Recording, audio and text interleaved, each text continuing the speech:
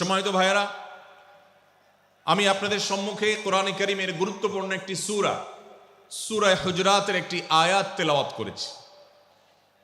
সূরা হুজরাতের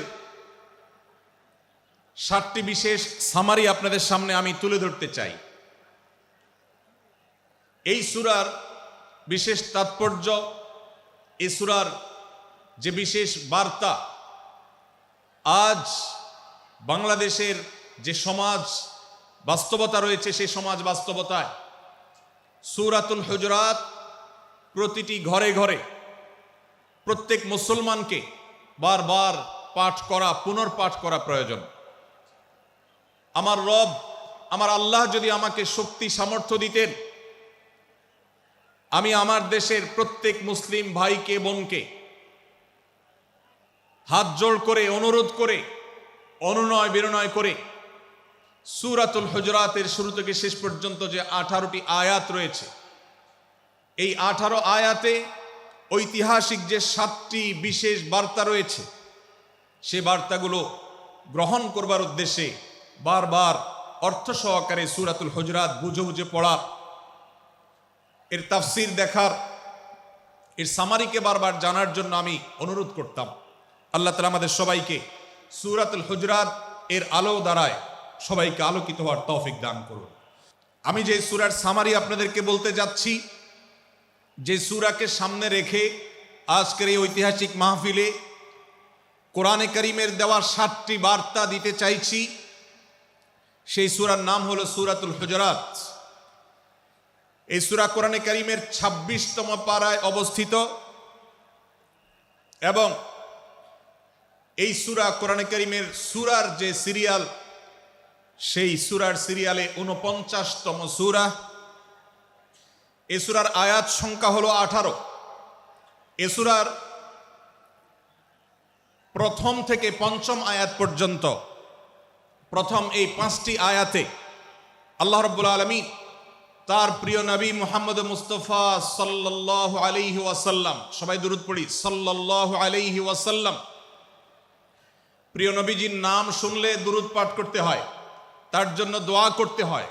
কারণ আল্লাহর হাবিব সাল্লাল্লাহু আলাইহি ওয়াসাল্লাম তার সমগ্র জীবনকে যে কষ্টের মধ্যে পার করেছেন, তার সমগ্র জীবনকে উৎসর্গ করেছেন, তা আপনার আমার হেদায়েতের জন্য, গোটা বিশ্ব মানবতার মুক্তির প্রয়োজনে। যিনি তার জীবনকে, যৌবনকে শেষ করে দিয়েছেন, তার সমগ্র জীবনে কখনো ভোগ, উপভোগ, এটিকে কখনো তিনি প্রশ্রয় দেননি, প্রাধান্য দেননি। দিনাতিপাত করেছেন অত্যন্ত কষ্টের সাথে, শত সহস্র বাধার সম্মুখীন হয়েছেন, শুধুমাত্র কিয়ামত পর্যন্ত আগত সকল মুসলিম নরনারীর কাছে যেন কোরআনের বার্তা পৌঁছে যায়, সবাই যেন হেদায়েত প্রাপ্ত হয়ে যায়, সবাই যেন মুক্তি প্রাপ্ত হয়ে যায়, সবাই যেন জান্নাতি হয়ে যায়, সবাই যেন জাহান্নাম থেকে মুক্তি লাভ করে, এই উদ্দেশ্যে তার সমগ্র জীবনকে তিনি উৎসর্গ করেছেন। আমাদের হেদায়েতের জন্য, আমাদের কল্যাণের পথে আহ্বানের জন্য, আমাদের জান্নাতে নেওয়ার জন্য, যার সমগ্র জীবনে কখনো ভোগ উপভোগকে প্রশ্রয় দেননি, কষ্টে নিপতিত হয়েছেন, তিনি চাইলে মক্কার রাজত্ব করতে পারতেন, তিনি চাইলে মক্কার সবচেয়ে ভোগী মানুষ হতে পারতেন, কিন্তু সেটা না করে তিনি যে ত্যাগের দৃষ্টান্ত স্থাপন করেছেন, প্রিয় নবী মুহাম্মদ সাল্লাল্লাহু আলাইহি সাল্লামের সেই অবদানের স্বীকৃতি স্বরূপ আমরা তার নাম যখনই শুনবো সাল্লাল্লাহু আলাইহি সাল্লাম বলে তার প্রতি আল্লাহর রহমত যেন, অনুগ্রহ যেন নাজিল হয়, সেজন্য দোয়া করব। আল্লাহ তাআলা তার হাবিবকে রহমত এমনিতেই দান করবেন, আপনি আর আমি তার জন্য রহমতের দোয়া করার মধ্য দিয়ে আমরা সৌভাগ্যবান মানুষের কাতারে শামিল হতে পারবো। তো আমি যেটি বলছিলাম, সূরাতুল হুজরাতের 1 থেকে 5 নম্বর আয়াত পর্যন্ত এই 5টি আয়াতে আল্লাহ রাব্বুল আলামিন প্রিয় নবী সাল্লাল্লাহু আলাইহি সাল্লামের সাথে আদব এবং শিষ্টাচারের শিক্ষা দিয়েছেন মানব জাতিকে। এবং আল্লাহ রাব্বুল আলামিন ঈমানদারদেরকে পরম মায়ার সাথে ডেকে, ইয়া আইয়ুহাল্লাযীনা আমানু, হে ঈমানদারগণ, এই ডাকে আল্লাহ তাআলা ডেকে বলেছেন, লা তুকাদ্দিমু বাইনা ইয়াদাইল্লাহি ওয়া রাসূলিহি, তোমরা আল্লাহ এবং তার রাসূলের সামনে আগ বেড়ে কোনো কথা বলবে না, আগ বেড়ে কোনো কাজ করবে না। একজন ঈমানদার একজন মুসলমান তার এই শিষ্টাচারের শিক্ষা তার জীবনে ধারণ করতে হবে। যখনই আল্লাহ কোনো কথা বলেছেন, আল্লাহ রাসূল সাল্লাল্লাহু আলাইহি সাল্লাম কোনো কথা বলেছেন, এটি নিশ্চিত হতে পারবো আমরা, তখন একজন ঈমানদার আর কখনো সেটার উপর কোনো কথা বলবে না, আগ বেড়ে কোনো কিছু করবে না, কোনো প্রকার সীমা লঙ্ঘন করবে না। ক্বাল আল্লাহ ক্বাল রাসূল, আল্লাহ বলেছেন, আল্লাহ রাসূল বলেছেন, এটি শোনার পর সে তার আপদ মস্তককে সারেন্ডার করবে, সে নিজেকে আত্মসমর্পণ করবে। এরপর তার কোনো যুক্তিকে, কোনো বুদ্ধিকে, তার কোনো মতামতকে সে সেখানে আর দাঁড় করাবার চেষ্টা করবে না। এটা একজন শিষ্টাচার বিশিষ্ট ঈমানদারের বৈশিষ্ট্য। কোরআন এই শিক্ষা আমাদেরকে দিয়েছে। ভাইরা আমার, এই শিক্ষাকে ধারণ করে আমরা যারা মুসলমান দাবি করছি, আমাদের সম্মানীয় যারা আছেন, আল্লাহকে যেরকম আমরা সম্মান করি, আল্লাহ রাসূলকে যেরকম সম্মান করি, ঠিক একইভাবে আমাদেরকে যে সমস্ত মানুষগুলোকে সম্মান করার নির্দেশ করা হয়েছে, ওলামা একরাম রয়েছেন, আমাদের বাবা মা, বয়সে বড়, শিক্ষিত, এবং যারা আমাদের শিক্ষক বৃন্দ আছেন, এভাবে যারা আমাদের সম্মানের পাত্র আছেন, সে মানুষগুলোর সামনে আগ বেড়ে যেন কোনো কিছু না করি। সে আগ বাড়াটা কথার ক্ষেত্রে হতে পারে, চলার ক্ষেত্রে হতে পারে, আচরণের ক্ষেত্রে হতে পারে। এই শিষ্টাচারের শিক্ষা সূরা হুজরাতের প্রথম আয়াতে আমাদেরকে দেয়া হয়েছে। প্রিয় ভাইরা আমার, আমাদের সমাজে আজ যে সমস্ত ভালো গুণের দুর্ভিক্ষ চলছে, ক্রাইসিস চলছে, অভাব চলছে, এর মধ্যে অন্যতম হলো আজ শিষ্টাচারের অভাব। আমাদের সমাজের চতুর্দিকে আপনি দেখতে পাবেন পরিলক্ষিত হচ্ছে।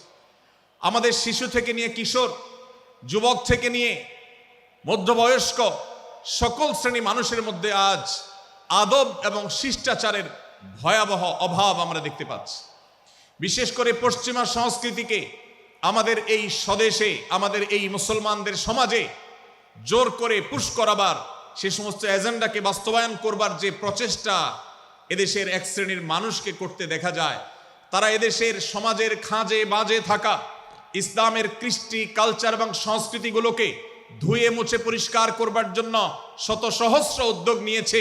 আমাদেরকে কোরআনের শিক্ষা ধারণ করে, কোরআনের শিক্ষাকে প্রচার করে, কোরআনের শিক্ষাকে প্রতিষ্ঠিত করে ব্যক্তির মধ্যে, ঘরে, পরিবারে, সমাজে, রাষ্ট্রে, সংবিধানে, আইনে, সংসদে, সর্বত্র কোরআনের শিক্ষাকে বাস্তবায়ন করে সেই সমস্ত বিন্দেশী অপসংস্কৃতি চাপিয়ে দেওয়ার ষড়যন্ত্রকে মোকাবেলা করতে হবে ইনশাআল্লাহ। ভাইরা আমার, আর সেজন্য সূরা হুজরাতের এই শিষ্টাচারের শিক্ষা আমাদের জীবনে খুবই গুরুত্বপূর্ণ। আমরা যখনই কোনো সম্মানীয় ব্যক্তির কাছে আমরা থাকব, তাদের কথার উপরে কথা বলা, তাদের সাথে তর্ক করা, তাদের সামনে আগ বেড়ে কথা বলা, এমনকি তারা যখন চলবেন তাদের সামনে সামনে হাঁটা, এই সবগুলো কোরআনের এই শিষ্টাচারের যে শিক্ষা আছে এর পরিপন্থী। প্রিয় নবী সাল্লাল্লাহু আলাইহি সাল্লামের সময়কার একটি ঘটনা, এক ব্যক্তি তার বাবার সাথে হেঁটে যাচ্ছিলেন, বোঝা যাচ্ছিল না যে তাদের মধ্যে বাবাকে সন্তানকে। অনেক সময় বাপ সন্তানের বাহ্যিকভাবে দেখে বোঝা যায় না, এরকম কোনো কোনো ক্ষেত্রে হয়। জিজ্ঞেস করা হলো তাদেরকে, তোমাদের মধ্যে বাবাকে সন্তানকে? বলা হলো যে অমুক বাবা, অমুক সন্তান। তখন নির্দেশনা দেওয়া হলো যে সন্তান তার হাঁটা এবং চলার মধ্য দিয়ে এই বিনয়ের প্রকাশ ঘটাতে হবে, আনুগত্যের প্রকাশ ঘটাতে হবে, সম্মান এবং শ্রদ্ধার প্রদর্শন করতে হবে, যার মধ্য দিয়ে বোঝা যায় যে কে সন্তান আর কে বাবা, এর জন্য জিজ্ঞেস করতে না হয়। আজ আমাদের যারা তরুণ আছি, আমরা যুবক আছি, আমরা অনেকেই পশ্চিমা সংস্কৃতি দ্বারা প্রভাবিত হয়ে আমরা শিষ্টাচারের এই গণ্ডি এবং সীমানা পার হয়ে চলে গেছি। কোরআন আমাদেরকে শিষ্টাচারের শিক্ষা দিচ্ছে যে আমরা সিনিয়রদের সামনে বিনয়ের সাথে আচরণ করব, তাদের সামনে সামনে চলা থেকে বিরত থাকব, যথাসম্ভব তাদেরকে অনুসরণ করার চেষ্টা করব, তাদের সাথে কথা হবে, তাদের আগ বেড়ে কথা হবে না, তাদের কোনো জিজ্ঞাসা থাকলে সেটার উত্তর হবে বিনয়ের সাথে। এই শিষ্টাচারের শিক্ষা আমাদেরকে দেয়া হয়েছে। এবং একইভাবে সূরা হুজরাতের প্রথম বার্তার মধ্যে নবী সাল্লাল্লাহু আলাইহি সাল্লামের সাথে আরেকটি শিষ্টাচার শেখানো হয়েছে, তা হলো আল্লাহ রাব্বুল আলামিন আমাদের কণ্ঠকে, আমাদের আওয়াজকে, আমাদের কথাকে নবী সাল্লাল্লাহু আলাইহি সাল্লামের কথার চাইতে যেন আগ বেড়ে না যায়, তার চাইতে যেন উঁচু কণ্ঠে আমরা কথা না বলি, তার চাইতে যেন উচ্চস্বরে কথা না বলি, সেই শিক্ষা দিয়েছেন, সেই শিষ্টাচারের শিক্ষা আমাদেরকে দেওয়া হয়েছে। ভাইরা আমার, প্রিয় নবী সাল্লাল্লাহু আলাইহি সাল্লামের সাহাবীরা নবী সাল্লাল্লাহু আলাইহি সাল্লামের প্রতি আদব এবং শিষ্টাচার এত বেশি প্রদর্শন করতেন যে নবী করিম সাল্লাল্লাহু আলাইহি সাল্লামের প্রতি এই শিষ্টাচারের কথা যখন বলা হয়, সাহাবীরা অনেকে নবী করিম সাল্লাল্লাহু আলাইহি সাল্লামের সাথে কথা বলতে রীতিমতো ইতস্তত বোধ করছিলেন যে কিভাবে কথা বলবো, না জানে জোরে হয়ে যায় এবং তাতে না জানে আমি বেয়াদবের কাতারে শামিল হয়ে যাই, শিষ্টাচার বহির্ভূত কাজ করে ফেলি। এবং আল্লাহ তাআলা যে সতর্কীকরণ করেছেন সূরা হুজুরাতের এই 1 থেকে 5 নম্বর আয়াতের মধ্যে, তার আওতায় আমি না জানে পড়ে যাই। তখন সাহাবা ইকরাম বিনয় এবং বিনম্রতা অবলম্বন করেছেন এবং তারা একরকম বিপাকে পড়ে গেছেন। এতটা তারা সভ্য ছিলেন, এতটা তারা নম্র ছিলেন, এতটা তারা বিনম্র আচরণ করতেন নবীজির সাথে। ভাইরা আমার, এই বিষয়টিও আমরা শুধুমাত্র আমাদের প্রিয় নবীজির জন্য নয়, এটি আমাদের মা বাবা, আমাদের সম্মানের পাত্র যারা আছেন, আমাদের বয়সে যারা সিনিয়র আছেন, তাদের সামনে কথা বলার সময় আমরা মেনটেন করে চলবো। অর্থাৎ আমরা উচ্চ কণ্ঠে তাদের সামনে কথা বলবো না। এই মাহফিলে এখনো শত শত হাজারো মানুষ হয়তো এমন আছেন যারা মায়ের সামনে, বাবার সামনে, বড় ভাইয়ের সামনে, শিক্ষকের সামনে, সিনিয়রদের সামনে, মুরব্বীদের সামনে, ওলামাদের সামনে উচ্চ কণ্ঠে কথা বলেন। প্রিয় ভাইরা আমার, আমরা মুসলমানদের সন্তান, আমরা মুহাম্মদ সাল্লাল্লাহু আলাইহি সাল্লামের উম্মত, আমরা আবু বকর, ওমর, ওসমান, আলী রিদওয়ানুল্লাহ আজমাইনের অনুসারী, আমরা কোরআনের অনুসারী। কোরআনের অনুসারী কখনো বেয়াদব হতে পারে? কোরআনের অনুসারী কখনো বেয়াদব হতে পারে? কোরআন যে শিষ্টাচারের শিক্ষা দিয়েছে, এই শিক্ষা আজ আমাদের মধ্যে ধারণ করতে হবে, আমাদের সন্তানদের শেখাতে হবে, আমাদের ঘরে ঘরে এই শিক্ষা চর্চা করতে হবে, আমাদের সমাজে এটিকে প্রতিষ্ঠিত করতে হবে। পশ্চিমা সংস্কৃতির যে ছোবল, সে ছোবল আমাদের সন্তানদেরকে আজকাল অনেক ক্ষেত্রে বেয়াদবে পরিণত করছে, তাদের অনেক সময় শিষ্টাচার থেকে বের করে দিচ্ছে। তারা কখনো স্বাধীনতার নামে, কখনো মত প্রকাশের নামে, কখনো বিভিন্ন নামে তারা কিন্তু হারিয়ে যাচ্ছে। আজকের এই বাস্তবতাকে উপলব্ধি করে সূরা হুজুরাতের 1 থেকে 5 নম্বর আয়াত এর শিক্ষাকে আমাদের মধ্যে ধারণ করতে হবে। আল্লাহ তাআলা আমাদের সবাইকে সেই তৌফিক দান করুন। ভাইরা আমার, সূরা হুজুরাতের প্রথম বার্তা প্রিয় নবী সাল্লাল্লাহু আলাইহি সাল্লামের সাথে শিষ্টাচার। আল্লাহ এবং তার রাসূলের সামনে, আল্লাহ এবং তার রাসূলের সামনে আগ বেড়ে কোনো কথা না বলা, আগ বেড়ে কোনো আচরণ না করা, এটা তার প্রতি শিষ্টাচারের অংশ। এবং আল্লাহ রাসূলের সামনে উচ্চ কণ্ঠে জোরে কথা না বলা, এটাও তার প্রতি শিষ্টাচারের অংশ। আল্লাহ তাআলা আমাদেরকে এই শিষ্টাচার আমাদের জীবনের প্রত্যেকটা পদে পদে ধারণ করার তৌফিক দান করুন, বলুন আমিন। ভাইরা আমার, সূরা হুজুরাতের দ্বিতীয় যে শিক্ষা, সেই শিক্ষাটা বর্ণিত হয়েছে এই সূরার 6 থেকে 8 নম্বর আয়াত। 6 থেকে 8 নম্বর এই আয়াতের মধ্যে আল্লাহ রাব্বুল আলামিন আমাদেরকে দ্বিতীয় শিক্ষা দিয়েছেন, ঈমানদার কখনো কোনো কথা বলার আগে সেই কথা সত্য কিনা, বাস্তব কিনা সেটি যাচাই বাছাই না করে বলবে না। ঈমানদার কখনো গুজবে কান দিবে না। ঈমানদার কখনো শোনা কথার উপরে ভিত্তি করে কোনো সিদ্ধান্ত গ্রহণ করবে না। এই শিক্ষাটাও আজকের বাস্তবতার আলোকে আমাদের সমাজের জন্য অত্যন্ত গুরুত্বপূর্ণ এবং প্রয়োজনীয়। প্রিয় ভাইরা আমার, আমাদের চতুর্পাশে যদি আমরা তাকাই, আমরা দেখতে পাবো সোশ্যাল মিডিয়াতে, ফেসবুকে আজকাল কোনো তথ্য উপাত্ত পেলে সেটার পরখ করা ছাড়া, যাচাই বাছাই করা ছাড়া, সত্য অসত্য নিরূপণ করা ছাড়া আমরা অনেকে সেটার প্রচার প্রচারণায় নেমে যাই। আমরা অনেকে সেটার শেয়ার দেওয়া শুরু করে দেই। আমরা অনেকে এটার উপর ভিত্তি করে অনেককে নিন্দা মন্দ করা শুরু করে দেই। এমনকি আজ আমরা যেই জায়গায় দাঁড়িয়ে আছি, বাংলাদেশের যে সামাজিক বাস্তবতা, সেই বাস্তবতার আলোকে বলা যায় অনেক সময় অনেক ব্যক্তিকে সমাজে মিডিয়ার মাধ্যমে নানাভাবে হয়রানি করে তাকে খারাপ মানুষ হিসাবে, কালপ্রিট হিসাবে দেখানো হয়, অথচ তার দোষ, যে সমস্ত দোষের কথা তাকে বলা হয়, যে সমস্ত দোষে তাকে দোষী বানানো হয়, সে সমস্ত দোষ থেকে তিনি শত সহস্র গুণ পবিত্র এবং পরিচ্ছন্ন। ভাইরা আমার, আজকের এই বাস্তবতায় আমাদেরকে বিশেষ করে লক্ষ্য রাখতে হবে যে আমরা যেই কোনো মূল্যে, যেই কোনো ভাবে যেন কোনো প্রকার গুজবে কান না দেই, আমরা যেন গুজব থেকে বেঁচে থাকি। আল্লাহ তাআলা আমাদেরকে তৌফিক দান করুন। 6 থেকে 8 নম্বর আয়াত যদি আপনি পাঠ করেন সূরা হুজুরাতের, আপনি দেখতে পাবেন সেখানে আল্লাহ রাব্বুল আলামিন ঈমানদারদেরকে যেই কোনো সংবাদ, যে কোনো তথ্য, বিশেষ করে অনির্ভরযোগ্য সূত্র থেকে যখন পাবে, ফাসিক থেকে যখন শুনবে, যার ভিতরে আল্লাহর ভয় নাই সেরকম মানুষ থেকে যখন পাবে, সেই সংবাদ তথ্য উপাত্ত যাচাই করা ছাড়া সেই সংবাদ যেন বলে না বেড়ায়। আপনি শহরে যান কিংবা গ্রামে, শিক্ষিত দেখুন কিংবা অশিক্ষিত, সর্বশ্রেণীর মানুষের মধ্যে আজ এই ব্যাধি দেখতে পাবেন চরম আকার ধারণ করেছে। কারোর ব্যাপারে কোনো নেগেটিভ কথা শুনেছেন, কোনো মন্দ কথা শুনেছেন, সে কথার প্রচার প্রচারণা শুরু করে দেন। সেটা কি সঠিক কিনা, সেটা কি সত্য কিনা, সেটা কি যথার্থ কিনা, সেটা কোনো প্রপাগান্ডা কিনা, সেটা কোনো মিথ্যাচার কিনা, সেটা কোনো গুজব কিনা, এটা যাচাই করার প্রয়োজন অনুভব করে না। অথচ আমরা সেই মুহাম্মদ সাল্লাল্লাহু আলাইহি সাল্লামের উম্মত, যে মুহাম্মদ সাল্লাল্লাহু আলাইহি সাল্লাম আমাদেরকে সতর্ক করেছেন, কাফা বিল মারই কাযিবান আন ইউহাদ্দিসা বিকুল্লি মা সামিআ, কোন ব্যক্তি যা শুনে সেটাই যদি বলে বেড়ায়, তথ্য উপাত্ত যাচাই না করে, সেটাকে ভালো করে যাচাই বাছাই না করে, সেটাকে অনুসন্ধান না করে, সত্য সত্য নিরূপণ করবার চেষ্টা না করে, তাহলে সে মিথ্যাবাদী হওয়ার জন্য যথেষ্ট। এজন্য আজকের এই মাহফিল থেকে আমরা অঙ্গীকার করে যাব, আজকের এই মাহফিল থেকে আমরা নিয়ত করে যাব, এই মজলিসে বসে এই মুহূর্তে নিজে নিজে সংকল্প করব, আমার জীবনে সোশ্যাল মিডিয়া কিংবা ফেসবুকে, ইউটিউবে অথবা অফলাইনে আমার বাস্তব জীবনে আমি কখনো কোনো মানুষ সম্পর্কে যে কোনো তথ্য উপাত্ত পেয়ে ভুল কোনো ধারণা, মন্দ কোনো ধারণা কারো প্রতি পোষণ করব না। কোনো তথ্য উপাত্ত যদি পাই, কোনো সংবাদ যদি পাই অনির্ভরযোগ্য সূত্রে, তাহলে সেক্ষেত্রে সেটা যাচাই বাছাই করা ছাড়া আমি সেটাকে বিশ্বাস করতে যাব না। এটাই হলো আমাদের ঈমানের দাবি। ভাইরা আমার, একজন ঈমানদার এতটা সরল হবে না যে যা শুনবে সে সেটাকে বিশ্বাস করে বসবে।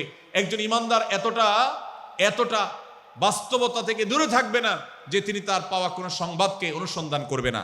আল্লাহ তাআলা আমাদের সবাইকে সূরা হুজরাতের এই দ্বিতীয় শিক্ষাটাকে আমাদের জীবনে ভালো করে ধারণ করার তৌফিক দান করুন। আল্লাহ বলেছেন, ইয়া আইয়ুহাল্লাযীনা আমানু, হে ঈমানদারেরা, ইন জাআকুম ফাসিকুম বিনাবাইন ফাতাবায়ানু, তোমাদের কাছে কোনো ফাসিক, যার মধ্যে আল্লাহর ভয় নেই, এরকম কোনো মানুষ যদি কোনো সংবাদ উপস্থাপন করে, এমনকি গণমাধ্যমেও যদি কোনো সংবাদ প্রচারিত হয়, সংবাদদাতার মধ্যে যদি আল্লাহর ভয় না থাকে, সে যদি টাকার বিনিময়ে কারোর চরিত্র হনন করতে পারে, সে যদি অ্যাডভার্টাইজ পেয়ে কোনো কোম্পানির হয়ে দালালি করতে গিয়ে অন্য কারোর বিরুদ্ধে কোনো মিথ্যাচার করে, সে যদি বিদেশিদের এজেন্ডা বাস্তবায়ন করতে গিয়ে আলেম সমাজের চরিত্রকে কলঙ্কিত করে, কোনো ভালো মানুষকে দোষী হিসাবে সাব্যস্ত করে, তো আল্লাহ তাআলা আমাদেরকে সতর্ক করেছেন, ফাতাবায়ানু, সেই সংবাদ সত্য কিনা আমাদেরকে যাচাই করতে হবে। আন তুসিবু কওমান বিজাহালাহ ফাতুসবিহু আলা মা ফাআলতুম নাদিমিন, যদি আমরা যাচাই বাছাই না করে যা শুনি সেটাকে বিশ্বাস করতে থাকি, তাহলে আমরা এক সময় লজ্জিত হতে হবে, অনুতপ্ত হতে হবে আমাদের এই ভুল অবস্থানের কারণে। এজন্য ভাইরা, আজকের এই মাহফিল থেকে আমরা প্রতিশ্রুতি নিজের সঙ্গে নিজে দিয়ে যাব যে আমরা কখনো কোনো তথ্য উপাত্ত পেলে, কোনো সংবাদ পেলে, সেটাকে বিশেষ করে কারোর চরিত্র সম্পর্কিত যদি হয়, কারোর সম্পর্কে নেগেটিভ যদি হয়, তাহলে সেটাকে বিশ্বাস করবার আগে ভালো করে অনুসন্ধান করব। যতক্ষণ আমি নিশ্চিত না হব ততক্ষণ পর্যন্ত সেটার প্রচার করব না। আল্লাহ তাআলা আমাদের সবাইকে কোরআনের এই শিক্ষাটাও আমাদের জীবনে ধারণ করবার তৌফিক দান করুন। ভাইরা আমার, তৃতীয় যে শিক্ষা সূরা হুজরাতের, সেটি হলো আল্লাহ রাব্বুল আলামিন সূরা হুজরাতের 9 এবং 10 নম্বর আয়াতে ঈমানদারদের মধ্যে যদি কখনো মতভিন্নতা, মতপার্থক্য, যে এটা যদি মারামারিতে পরিণত হয়, ঈমানদারদের মধ্যে যদি কখনো দুই পক্ষ গন্ডগোল এবং ফাসাদের মধ্যে লিপ্ত হয়ে যাওয়ার মতো দৃশ্যের অবতারণা হয়, তাহলে আমরা যেন আমাদের মুসলমান ভাইদের ঘর পোড়ার মধ্যে আলু পোড়া দিতে না যাই। আমরা যেন আমাদের মুসলমান ভাইদের মধ্যকার বিভেদকে আরো বৃদ্ধি করতে সহায়তা না করি। আমরা যেন মীমাংসার পথ অবলম্বন করি।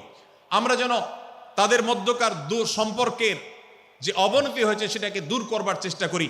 আল্লাহ রাব্বুল আলামিন এই নির্দেশ দিতে গিয়ে বলেছেন, ওয়া ইন তাইফাতানি মিনাল মুমিনিনা ইকতাতালু, যদি ইমানদারদের দুটি দল, দুটি গ্রুপ নিজেদের মধ্যে মারামারিতে লিপ্ত হয়ে যায়, ফাসলিহু বাইনাহুমা, তাহলে তোমরা সেই বিবাদমান দুটি দলকে মীমাংসা করবার চেষ্টা করবে। আজ আমাদের মধ্যে এরকম বহু বিষয়কে কেন্দ্র করে মুসলমানদের মধ্যে অনেক সময় মুখোমুখি অবস্থান আমরা দেখতে পাই, যা দুর্ভাগ্যজনক, যা হওয়ার কথা ছিল না। এমনকি জাগতিক বিষয়ে যেমন হয়, ধর্মের নামে, ইসলামের নামে আজ আমরা হাজার হাজার টুকরা হয়েছি।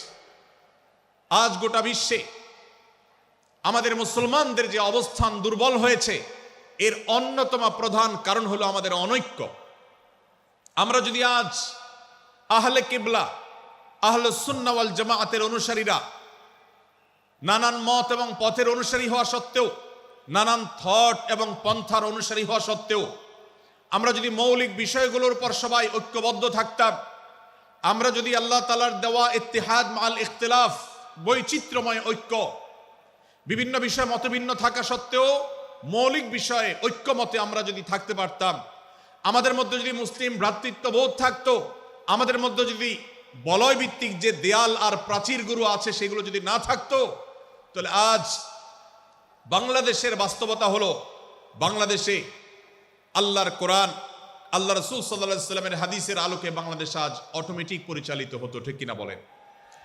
আমরা যদি আজ ঐক্যবদ্ধ থাকতাম তাহলে এদেশের হাতে গোনা যাবে এরকম স্বল্প সংখ্যক নাস্তিকেরা, ইসলাম এবং মুসলমানদের শত্রুরা, তারা আমাদেরকে নিয়ে তারা আজ যে খেলা খেলছে, আমাদেরকে যে তারা শাসন করছে, আমাদেরকে যে তারা তাদের অধীনস্থ করে রাখছে, আমাদের উপরে যে আজ ভিনদেশি কালচার চাপিয়ে দিচ্ছে, আমাদের উপরে তারা যে আজ কর্তৃত্ব করছে, আমাদেরকে আজ টুকরা টুকরা করছে, এই দুঃসাহস তারা কোনোদিন দেখাতে পারতো না যদি আমরা ঐক্যবদ্ধ থাকতাম। ভাইরা আমার, এই জন্য আমরা সব বিষয়ে সবাই একমত হব না। আজকের এই মাহফিলে যত মানুষ এসেছেন সবাই সব বিষয়ে একমত নন। এমনকি আজকের এই মাহফিল কর্তৃপক্ষ যে আয়োজন করছেন 3 দিন ব্যাপী, এই মাহফিলে আপনারা দেখেছেন এখানে কওমি এবং আলিয়া উভয় জায়গা থেকে বক্তা নির্বাচন করা হয়েছে, অসাধারণ সমন্বয় করা হয়েছে। এটি একটি ঐক্যের বার্তা। আমরা আশা করব মাঠ পর্যায়ে আমরা যারা কাজ করব, আমরা প্রত্যেকে আমাদের অন্য মতের, ভিন্ন মতের যে সমস্ত মুসলমান ভাইরা আছেন তার সাথে আপনার কোনো থটগত মত পার্থক্য থাকতে পারে, চিন্তাগত কোনো ভিন্ন মত থাকতে পারে, কিন্তু দিন শেষে তিনি আপনার মুসলমান ভাই। তার আল্লাহ আর আপনার আল্লাহ এক, তার রাসূল এবং আপনার রাসূল এক, তার কেবলা এবং আপনার কেবলা এক, তার কোরআন আর আপনার কোরআন এক, তার নামাজ আর আপনার নামাজ এক, তার রোজা আর আপনার রোজা এক, তার যাকাত এবং আপনার যাকাত এক, তার সাথে আপনার মোটা এবং মৌলিক বিষয়ে কোনো মত পার্থক্য নাই। অতএব ছোটখাটো বিষয়কে কেন্দ্র করে আপনি যদি তাকে আপনার প্রতিপক্ষ মনে করেন, আপনি যদি তাকে আপনার শত্রু মনে করেন, এটা হবে আপনার ইসলামের জন্য, আপনার জন্য, এদেশের মুসলমানদের জন্য সবচেয়ে বড় ভুল। ভাইরা আমার, হারদুই হযরত আশরাফ আলী থানভী রহমতুল্লাহ আলাইহির সর্বশেষ খলিফা আবরাল হক সাহেব রহমতুল্লাহ আলাইহি বলতেন, दीन के हर काम करने वालों को रफीक समझो, फरीक ना समझो। যারাই আল্লাহর দ্বীনকে বুলন্দ করবার জন্য, যারাই আল্লাহর দ্বীনকে সেবা দেওয়ার জন্য, খেদমত করার জন্য কাজ করছে, তার পদ্ধতি তোমার থেকে ভিন্নতর হতে পারে। তাকে তুমি তোমার বন্ধু মনে করো, সহযাত্রী মনে করো, পথযাত্রী মনে করো, সহযোদ্ধা মনে করো, তোমার প্রতিপক্ষ মনে করবে না। প্রিয় ভাইরা আমার, আজ বাংলাদেশে ইসলাম যতটা পিছিয়ে আছে তার প্রধান কারণ হলো আমাদের অনৈক্য। আজ আমরা যদি আমাদের মধ্যকার যে সমস্ত দেয়াল এবং প্রাচীরগুলো, অদৃশ্য প্রাচীরগুলো উঠে আছে, যেগুলো আমাদের মুসলিম ভ্রাতৃত্বকে ভেঙে খান খান করে দিয়েছে, টুকরো টুকরো করে দিয়েছে, যদি আজ আমরা সে সমস্ত অদৃশ্য প্রাচীরগুলো দূরে সরাতে পারতাম, আমার ভিন্ন মতের ভাইকে যদি আমার ভাই মনে করতে পারতাম, তার যদি আমি কল্যাণকামী হতে পারতাম, আল্লাহর কোরআনের ঘোষণা অনুযায়ী এই মুসলমানদের ঐক্যবদ্ধ শক্তিকে দমাবার শক্তি পৃথিবীর কারোর নাই, কারোর নাই, কারোর নাই। আজ আমার ভাইয়েরা ফিলিস্তিনে মার খাচ্ছে, যদি আজ গোটা বিশ্বের মুসলমানরা আমরা ফিলিস্তিনে মুসলমানদের উদ্ধারের ব্যাপারে ঐক্যবদ্ধ থাকতাম, ফিলিস্তিনে মুসলমানের দিকে চোখ তুলে তাকাবার শক্তি বিশ্বের কোনো কাফেরদের থাকতো না।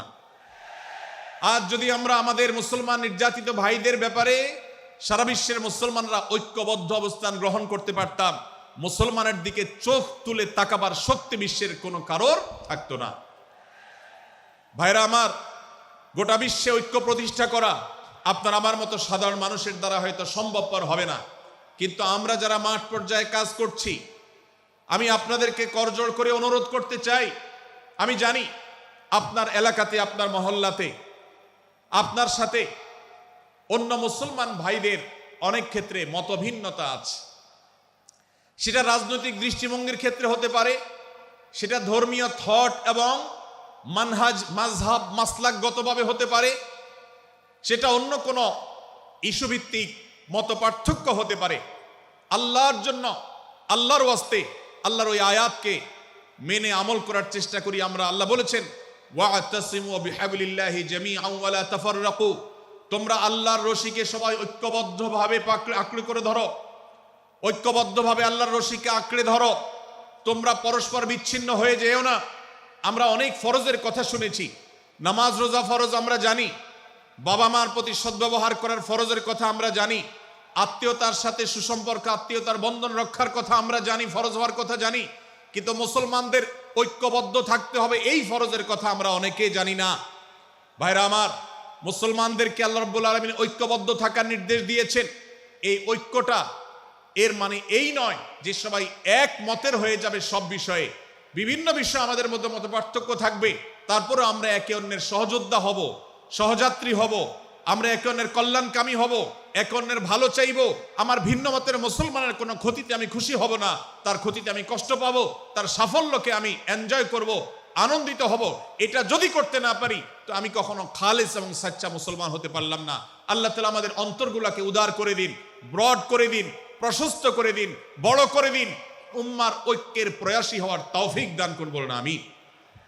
ভাইরা আমার, আমরা মহল্লায় মহল্লায়, এলাকায় এলাকায়, মসজিদে মসজিদে, আমাদের নিজস্ব বলয়ে, নিজস্ব অঙ্গনে আমরা চেষ্টা করব ভিন্ন ভিন্ন মতের মুসলিম ভাইকেও আমার ভাই হিসাবে আঁকড়ে ধরার, আপন করার। ডক্টর খন্দকার আব্দুল্লাহ জাহাঙ্গীর রাহিমাহুল্লাহ এই অঞ্চলের সন্তান। তিনি বলতেন, বেদাতে লিপ্ত কোনো মুসলমান, তার ব্যাপারেও আমি মনে করি আমার ভাই ভুলের মধ্যে আছেন, তার ব্যাপারে আমার মায়া মমতা কাজ করে, আমি তার কল্যাণকামী, তাকে আমার ভাই মনে করি। ঠিক একইভাবে আমার কোনো মুসলমান ভাইয়ের সাথে যদি আমার ভিন্ন মতের কারণে আমার মনে হয় যে তিনি ভুল পথে আছেন, তারপর তাকে আমি শত্রু ভাববো না, তার অকল্যাণ আমি চাইবো না। আজ বাংলাদেশের বাস্তবতায় যদি আমরা তাকাই, দেখতে পারবো ইসলাম এবং মুসলমানদের যত শত্রু আছে, আমরা দেখেছি গত কয়েক যুগ ধরে তাদের নিজেদের মধ্যে হাজারো বিভক্তি, হাজারো মত পার্থক্য থাকা সত্ত্বেও মুসলমানদের শত্রুতা করার ব্যাপারে তারা সবাই ঐক্যবদ্ধ।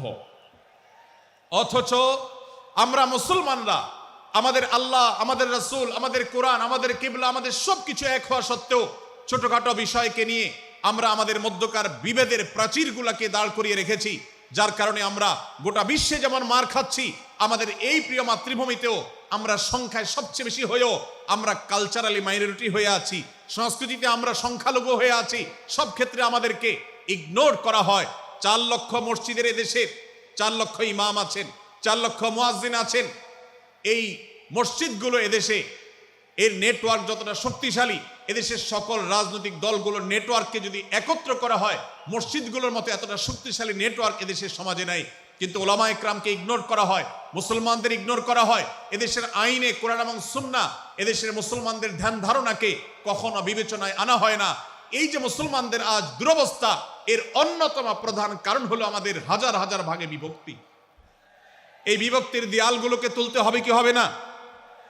যদি হয় তাহলে আপনি নিজে থেকে শুরু করে দিন। আপনি যেই মতে লালন করেন না কেন, আপনার ভিন্ন মতের মুসলমানকে আপনি ভাই মনে করবেন, তার সাথে বুক মিলাতে আপনার কষ্ট হবে না, তার সাথে বসতে আপনার অসুবিধা হবে না। ভিন্ন মতের আলেম, এক মতের আলেম আরেক মতের আলেমের সাথে বসতে অসুবিধা হবে না। এক মতের অনুসারী আরেক মতের অনুসারীকে ভাই বলতে অসুবিধা হবে না।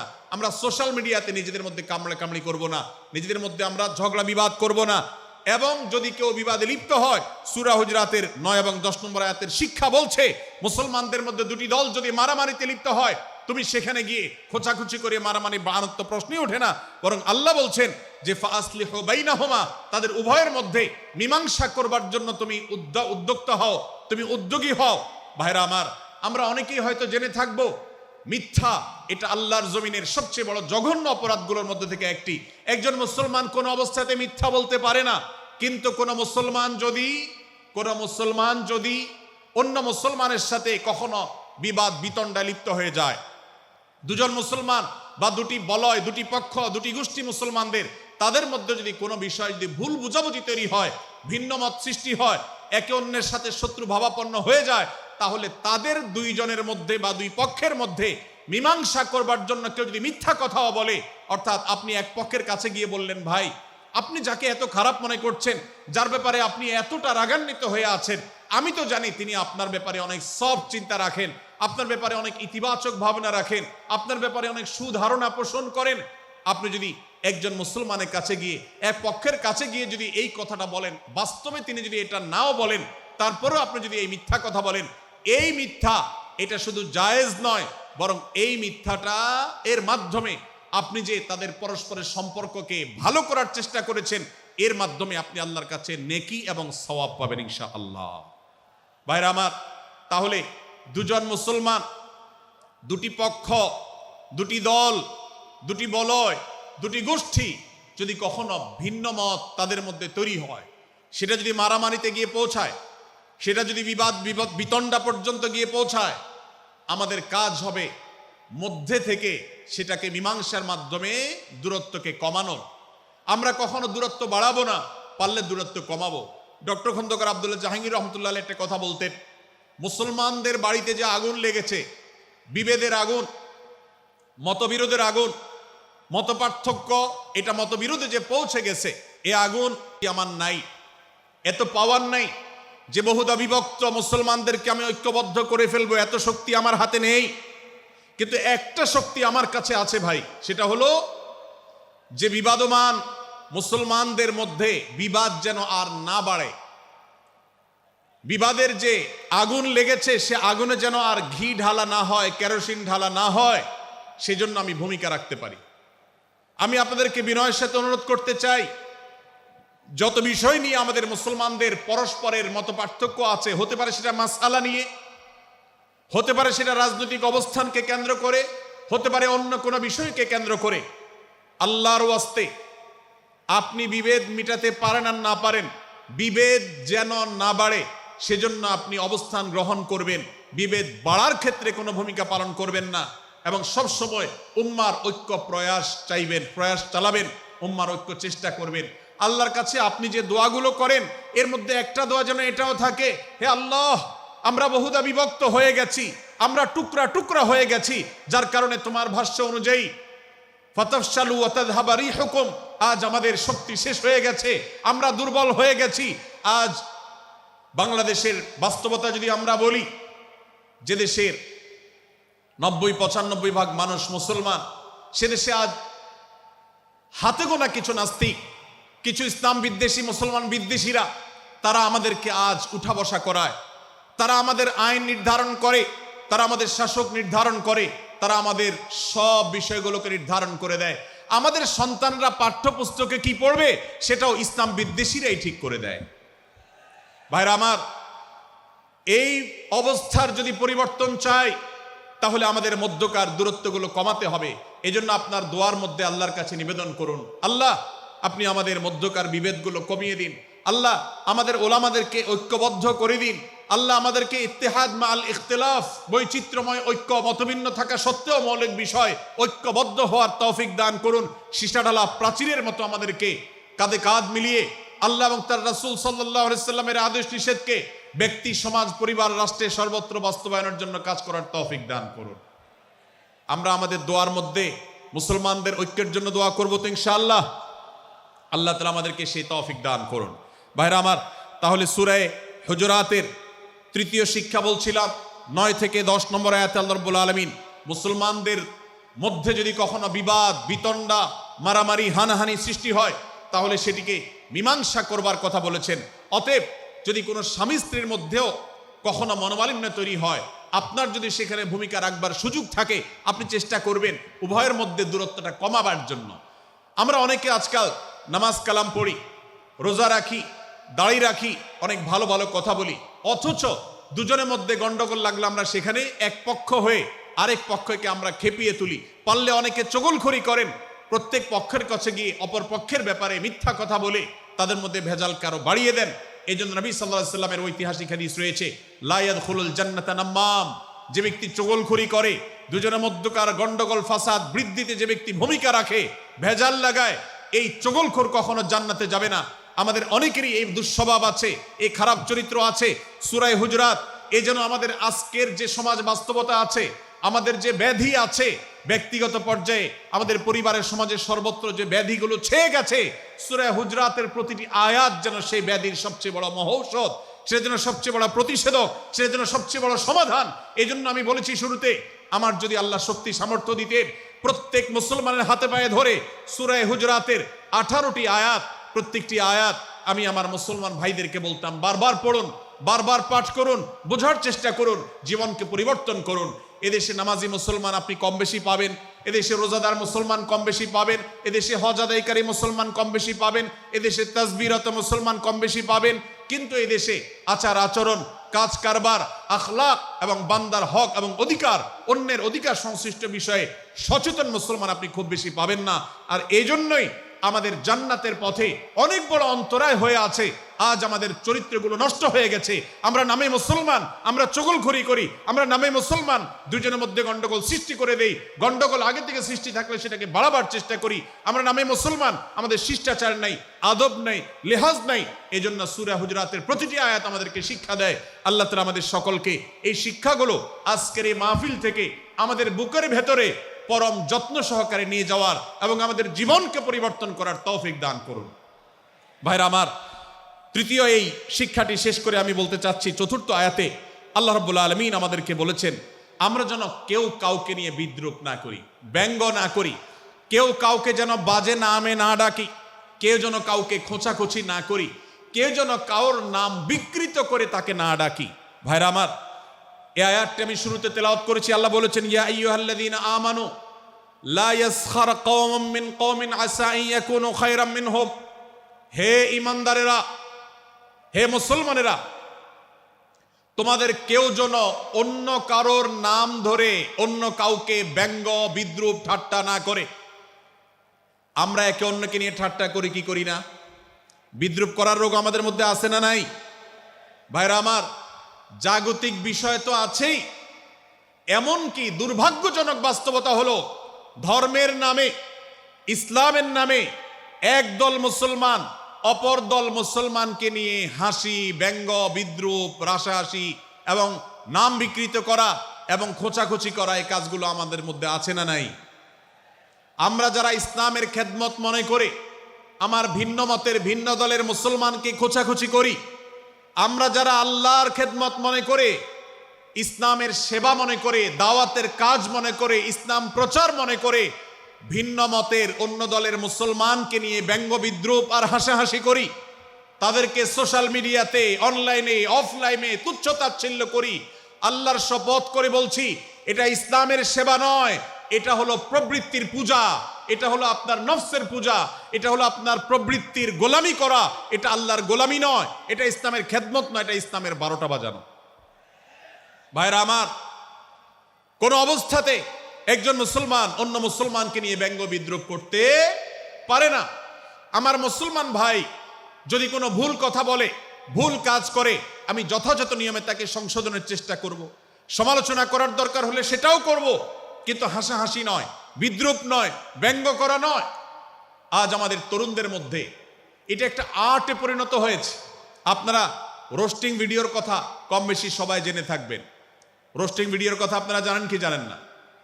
ভাইরা আমার, রোস্টিং ভিডিও নামটা দেখেন, অর্থাৎ কাউকে রোস্ট করা। আমরা মুরগি রোস্ট করার কথা জানি, এখন মানুষ রোস্ট করার সিস্টেম শুরু হয়েছে।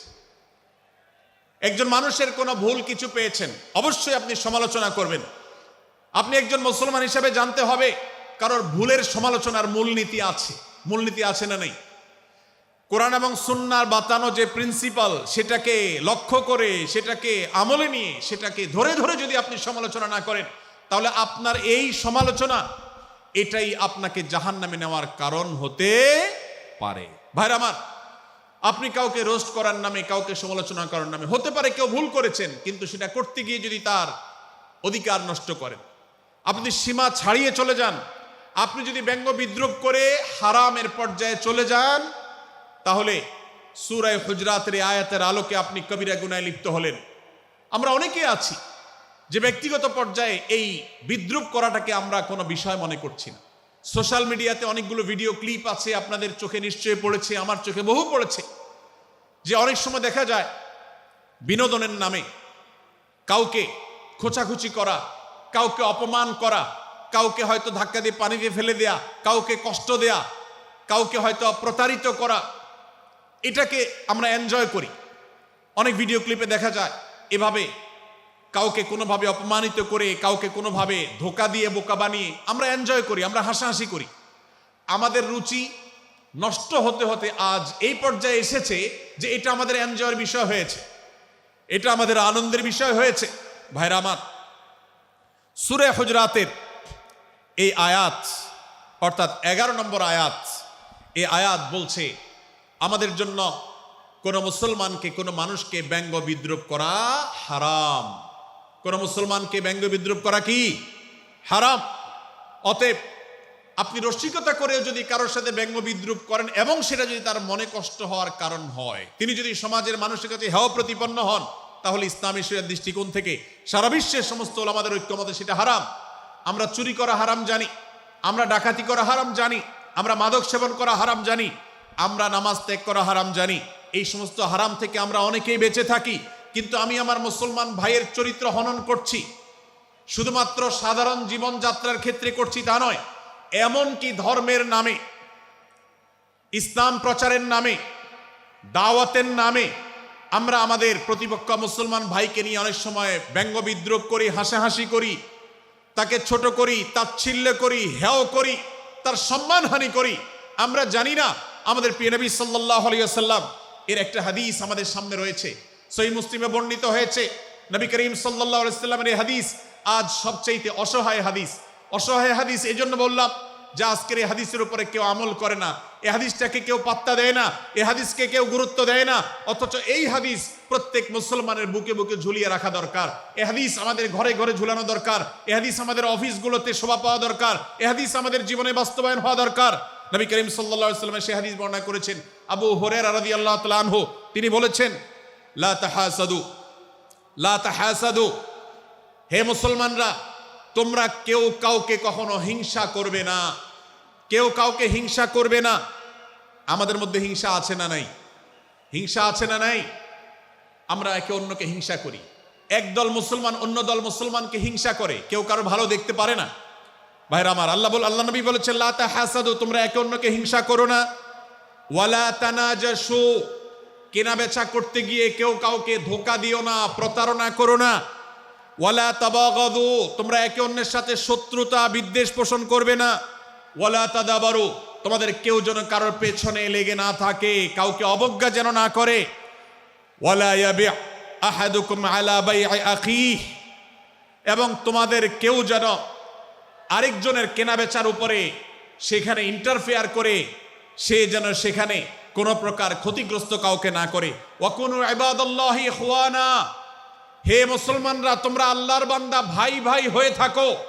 তোমাদের মধ্যে মত পার্থক্য থাকুক, দলগত মত পার্থক্য, অবস্থানগত মত পার্থক্য, থটগত মত পার্থক্য, মাযহাব মাসলাবগত মত পার্থক্য থাকুক, কিন্তু তোমরা আল্লাহর বান্দা, ভাই ভাই হয়ে থাকো। এক দলের মুসলমানকে আল্লাহ তাআলা ভাই ভাই হতে বলেন নাই, এক গ্রুপের মুসলমানকে আল্লাহ ভাই ভাই হতে বলেন নাই, এক বলয়ের মুসলমানকে আল্লাহ ভাই ভাই হতে বলেন নাই, নিজ দলের মুসলমানের সাথে আল্লাহ ভাই ভাই থাকতে বলেন নাই।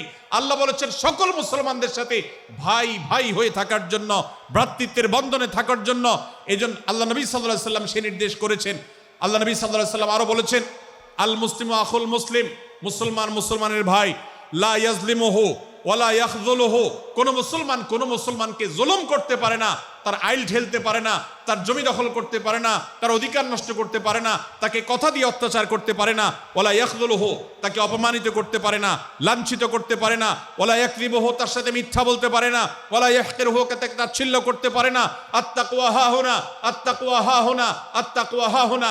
নবীজি তিনবার নিজের বুকের দিকে তাকিয়ে দেখিয়েছেন, তাকওয়া এখানে, তাকওয়া এখানে, তাকওয়া এখানে। আমাদের অন্তরকে ভালো করতে হবে, সমস্ত মুসলমানদের জন্য উদার হতে হবে, কলিজাকে বড় করতে হবে, মনটাকে ব্রড করতে হবে, প্রশস্ত করতে হবে, অন্য মুসলমানকে ভাই মনে করতে হবে। কোনো ভিন্ন মতের মুসলমানের সাথে শত্রুতা পোষণ করা যাবে না। ভাইরা আমার, অতএব এই হাদিসকে সামনে রেখে এই হাদিসের শেষ অংশে নবী সাল্লাল্লাহু আলাইহি ওয়াসাল্লাম বলেছেন, আল মুসলিমু কুল্লুল মুসলিমি আলাল মুসলিমি হারামুন দমুহু ওয়া মালুহু ওয়া ইরদুহু। এক মুসলমানের জন্য অন্য মুসলমানের তিনটি জিনিসকে আল্লাহ তাআলা হারাম করে দিয়েছেন।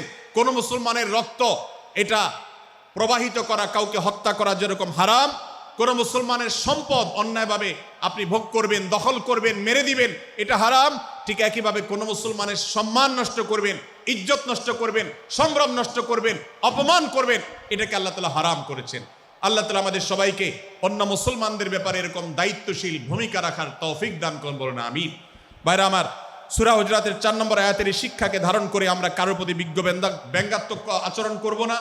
অনেক মুসলমান আছেন অন্য মুসলমানদের নাম ধরে ধরে বিদ্রুপ ব্যঙ্গ করেন, নাম বিকৃত করেন। অনেক সময় আমরা রসিকতা করেও আমাদের অনেকের নাম বিকৃত করি। আল্লাহ সুবহানাহু ওয়া তাআলা এটাকে হারাম করেছেন। এমনকি নবী সাল্লাল্লাহু আলাইহি ওয়াসাল্লাম বলেছেন, লা তাকুল লিকাসিরিন ইয়া কাসিরু, কোন খাটো বা বেটে মানুষকে হে বেটে, হে খাটো এরকম বলে ডেকো না। নবী সাল্লাল্লাহু আলাইহি ওয়াসাল্লাম বলেছেন, এভাবে ডাকলে তিনি অপমানিত হন। আল্লাহ তাকে এভাবে সৃষ্টি করেছেন। আমরা অনেক সময় দেখা যায় একে অন্যকে খোঁচা মারতে গিয়ে তার গায়ের রং কালো হলে, তিনি দেখতে আকারে ছোট হলে তাকে আমরা ব্যঙ্গ করি, বিদ্রুপ করি, তাকে আমরা তাচ্ছিল্য করি, তাকে আমরা অপমান করি, তাকে আমরা অপদস্থ করি। ভাইরা আমার, এটা আমাদের জন্য হারাম। আমি আবারও বলছি, চুরি হারাম আমরা জানি, ডাকাতি হারাম আমরা জানি, আমরা অন্যান্য হারামের কথা জানি, কিন্তু এই যে এক মুসলমান অন্য মুসলমানের অধিকার নষ্ট করা হারাম, এটা আমরা জানি না। এক মুসলমান অন্য মুসলমানের নাম বিকৃত করা হারাম, এটা আমরা জানি না। এই ব্যাপারেও আমরা দেখেছি যে আমরা যারা ইসলামের দাওয়াতের কথা বলি, কোরআন হাদিসের কথা বলি, তারাও দেখা যায় সোশ্যাল মিডিয়াতে, ফেসবুকে একদল মুসলমান অন্য দলে মুসলমানদেরকে নানা বাজে উক্তি দিয়ে ডাকাডাকি করে, বিকৃত নামে ডাকে, বিকৃত উপাধি দেয়, খারাপ কথা বলে, অমুকের দালাল তমুকের দালাল ইত্যাদি ধারণা করে কথা বলে। এই কাজগুলো হারাম, এগুলো আমরা কখনো করব না।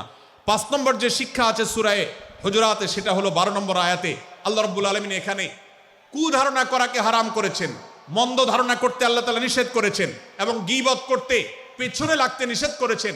ভাইরা আমার, এই একটি আয়াত অর্থাৎ সূরা হুজুরাতের 12 নম্বর আয়াত, এই আয়াতটির শিক্ষা ধারণ করে যদি আমরা আমাদেরকে শুধরাতে পারি, সংশোধন করতে পারি, তাহলে ইসলামের মেইন যে কাজগুলো আছে, ঈমানকে বিশুদ্ধ করা এবং শিরক মুক্ত ঈমান আনা, 5 ওয়াক্ত নামাজ পড়ার পর, বান্দার হক আদায়ের পর, এই আয়াতটির পর আমল করলে আপনার জান্নাতে যাওয়ার সবচেয়ে বড় বাধা দূর হয়ে যাবে ইনশাআল্লাহ।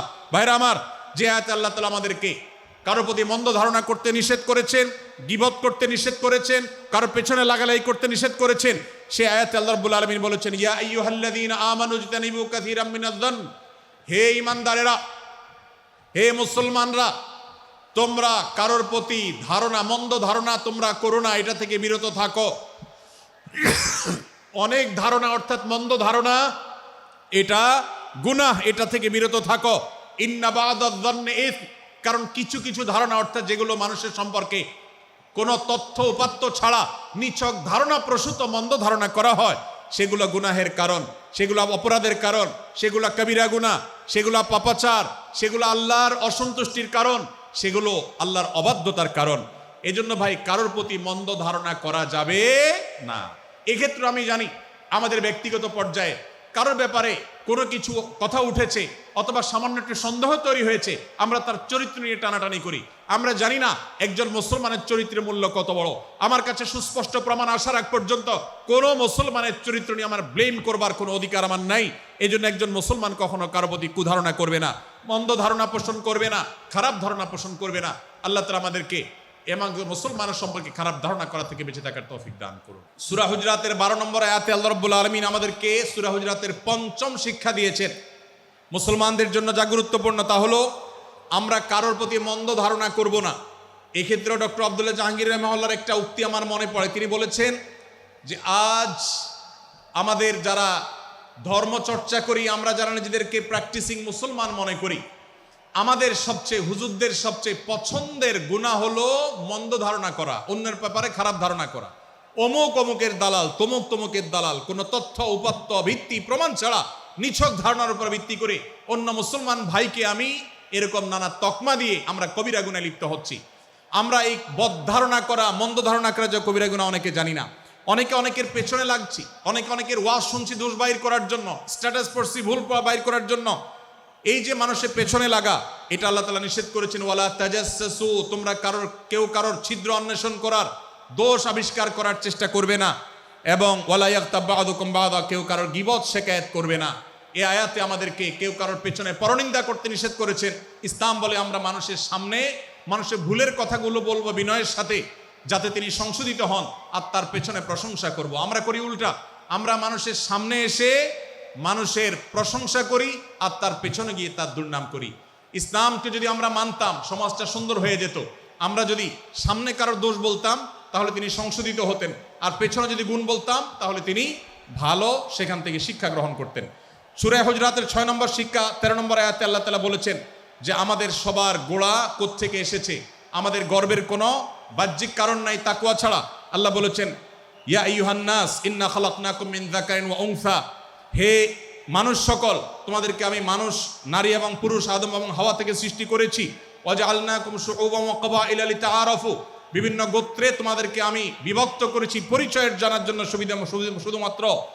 আর আল্লাহ বলেছেন শেষে ইন্নাল্লাহা আলিমুন খাবীর, তোমরা কি করো আল্লাহ জানে। অতএব আমাদের কারোর পর কারো কোনো শ্রেষ্ঠত্ব নেই তাকওয়া ছাড়া।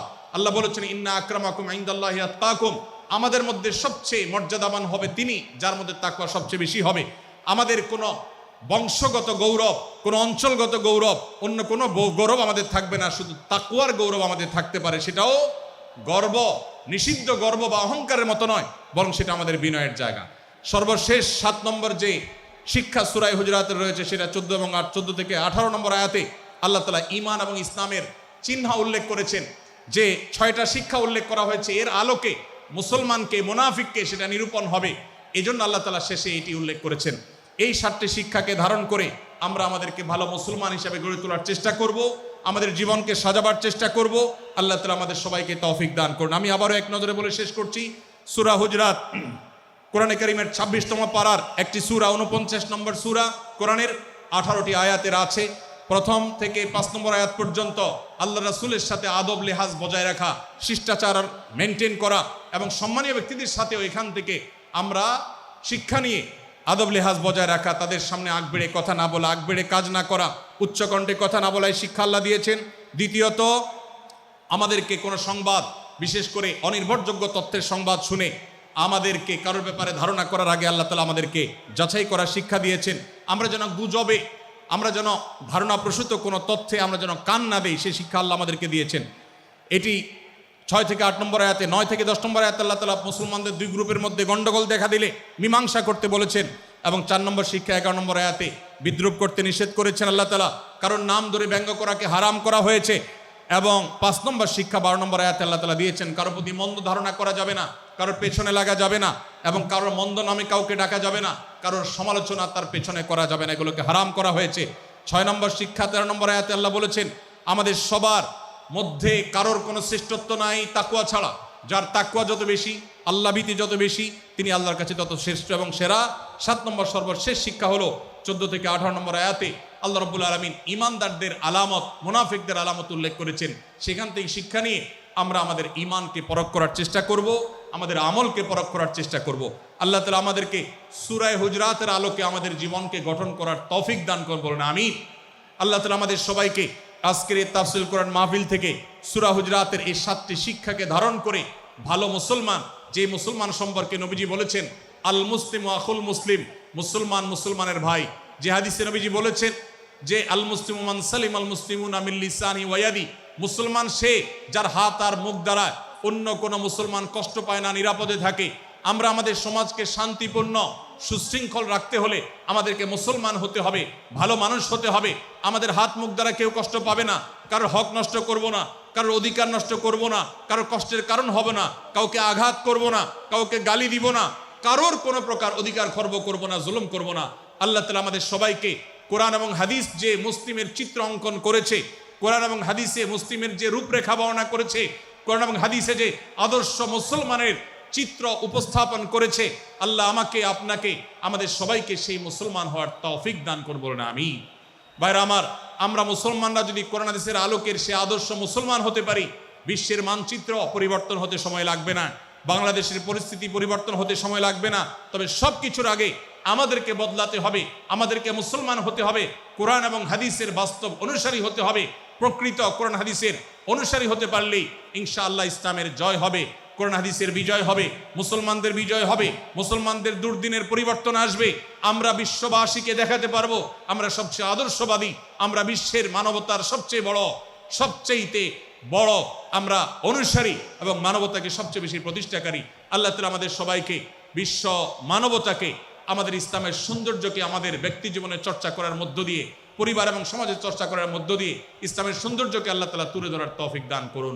জাযাকুমুল্লাহু খায়রা ওয়া আখিরু দাওয়ানা আলহামদুলিল্লাহি রাব্বিল আলামিন। ওয়াসসালামু আলাইকুম ওয়া রাহমাতুল্লাহি ওয়া বারাকাতুহু।